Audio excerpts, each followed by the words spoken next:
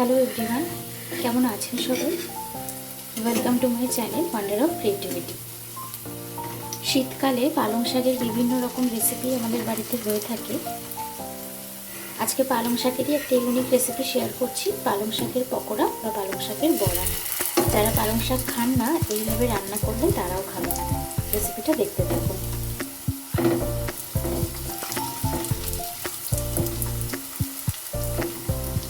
পালং শাক পরিষ্কার করে ধুয়ে কুচিয়ে নিয়েছি।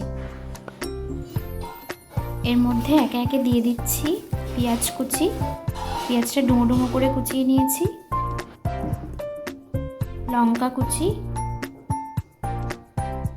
আদা কুচি, ধনেপাতা কুচি দিয়ে দিলাম। সামান্য পাতিলেবুর রস দিয়ে দিচ্ছি।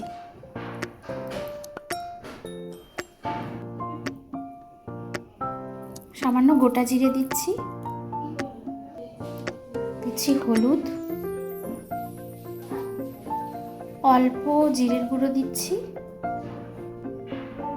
আর দিচ্ছি অল্প শুকনো লঙ্কার গুঁড়ো। 1 চামচ নুন দিয়ে দিলাম।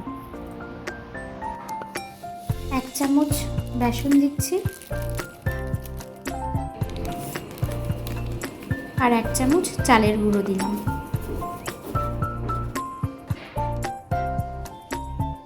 অল্প অল্প করে জল দিয়ে পুরো ব্যাটারটা মেখে নিচ্ছি।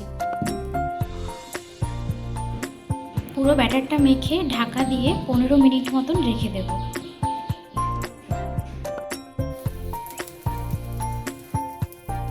পনেরো মিনিট হয়ে গেছে। ফ্রাইং প্যানে সর্ষের তেল দিয়েছি। তেল গরম হয়ে গেলে এবার বড়াগুলো ছেড়ে দিচ্ছি।